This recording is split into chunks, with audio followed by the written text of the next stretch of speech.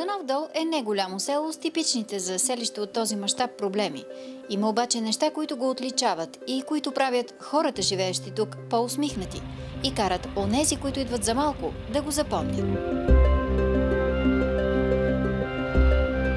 Един обикновен делничен ден в селото започва така.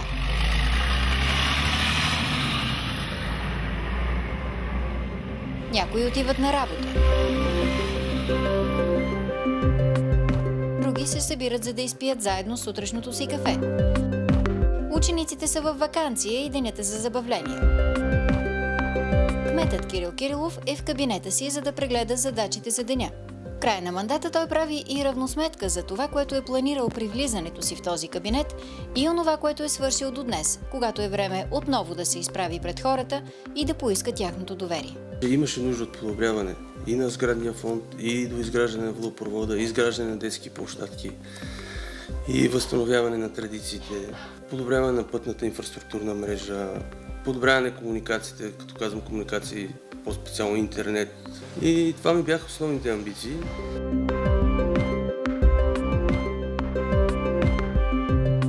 От това, което обещах да направя, смея да твърда, че около 85% съм го направил. Обещах да изградя водопровода и това се случи. Водопроводът е изграден на 95%, остава една махала, която е залегнала в управленската програма за следващия мандат. Успяхме да подобрим административното обслужване. Вече разполагаме с компютри, с интернет, с факсове, с ксерокси. Имаме цифров модел, направихме на кадастъра на селото.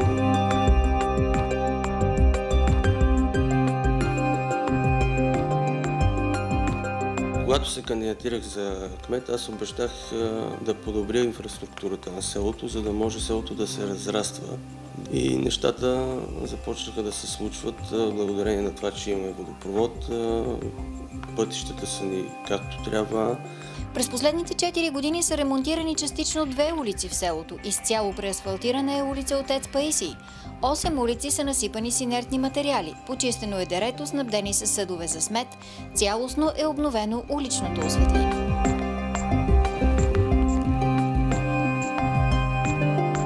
Това е една от улиците, които сме изцяло отремонтирани, изцяло асфалтирана. Това е улица Отец Паисий, която свързва центъра с гробищния парк, с училищния двор.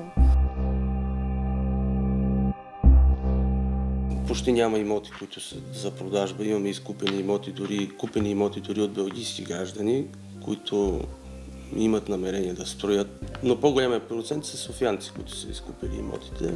В момента, в който дойдох, селото беше в, да не кажа отчаиващо, но доста зле. Нито имаше децата, където да си изведеме. Пътищата бяха много зле. В момента съм страшно доволна. Изготвя се и детска площадка. Детето вече има къде да идва да си играе. Сравнението преди и след, като на човек, който е не от тук, съм страшно доволна. В селото има мелница, която работи. Някъде около 70% от работниците са местни жители. Имаме 3 селскостопански кооперации и една животновъдна. Имаме 2 строителни фирми, имаме пункт за изкупуване на черни и цветни метали и там над 70% от работниците са от местното население, което съживява селото. Проблемът с безработицата ни е малък, което е радващо. Да, благодарение на това, че няма безработица, моите хора се задържат тук. Имаме и ръст на раждаемостта, имаме доста малки деца.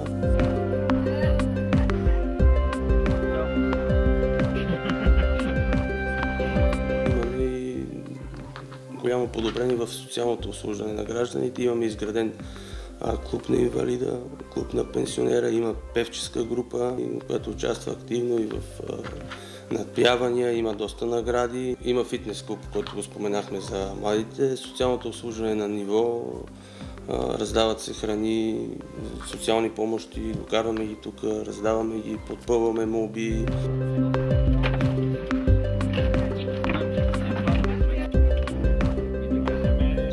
Най-важното е, че си имаме много успешен кмет на селото.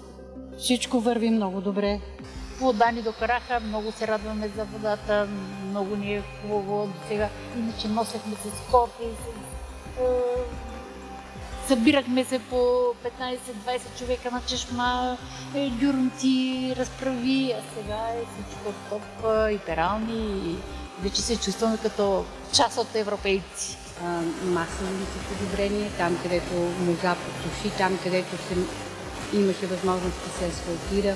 Прави се тук много черквата, оградата на гробишния парк. Направиха се много неща. Пенсионерски клуб, създадоха се и така за духовното развитие на селото. Ето това е част от певческата ни група.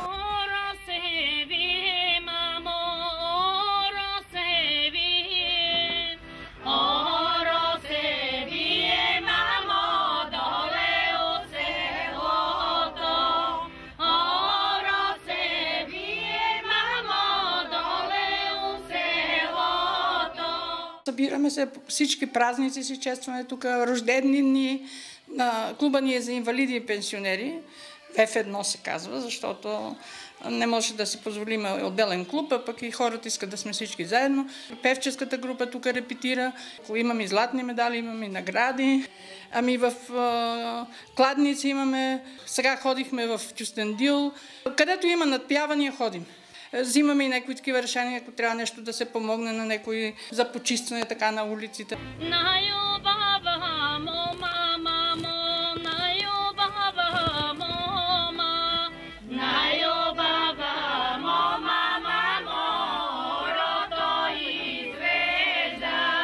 Много е внимателен, много е отзивчив, нали, да го повикаш и да се оплачеш нещо, да кажеш, предприемчив. Страшно отзивчив е. Значи, който има проблем, винаги се обръща към него.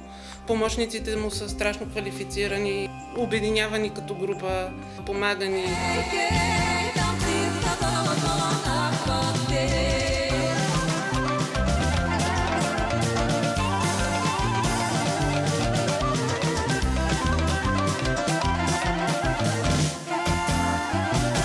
Основният празник, който ни събира всяка година, това е Герговден. Това е една традиция, която аз не знам на друго место да се пресъздава така, както се прави в Богданов дол.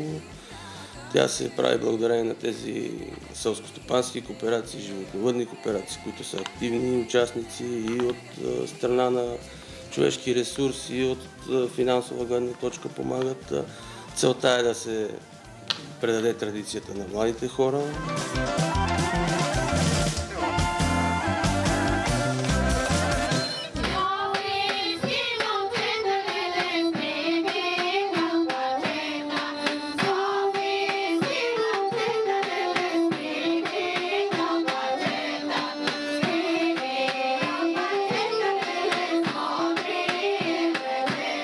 Благодарение на младите хора, на тяхната амбиция и желание за работа, възстановихме сурвакарската група, която беше разпадната.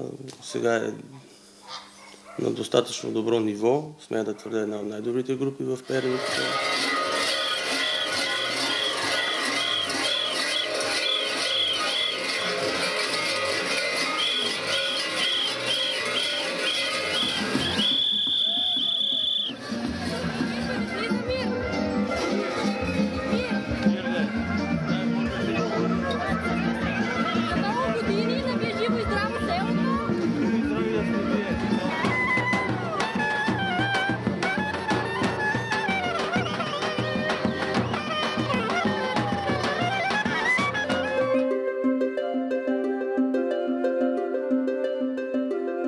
Приятел ми е, даже сме колеги в лова.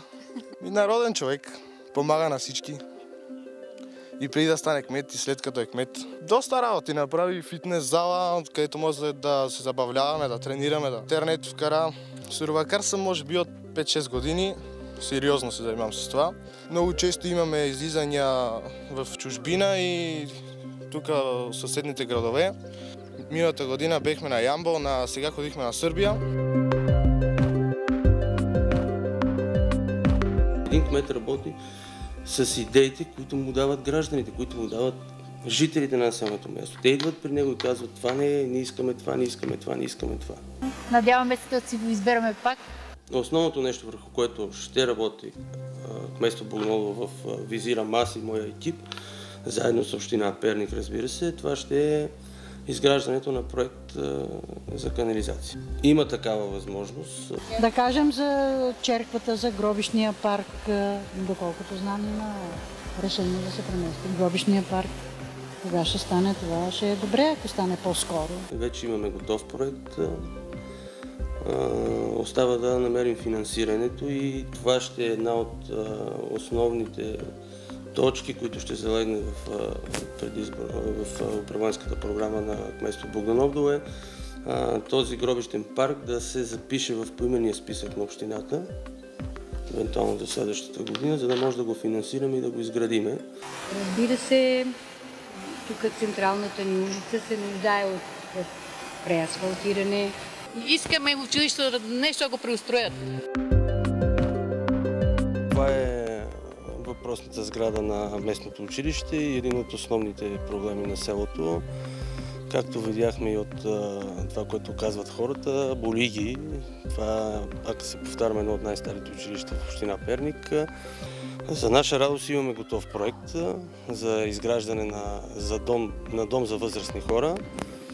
Просто чакаме евентуално да се отвори мярка в Министерство на труда и социалната политика.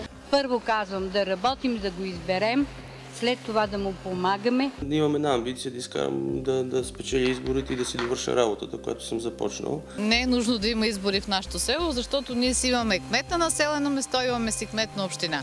Тия пари, необходими за комисията и провеждането на тия два избори, сигурно ще има балотаж, да ни ги дадат, нещо нашия кмет да направи. Аз съм българин, аз си обичам страната, обичам си държавата, но на първо място, каквото и се случи, ще си остане Богданово в моето сърце. Аз съм се тук родил, тук отраснал и моето село е първото европейско селище. Първото европейско село да е Богданово.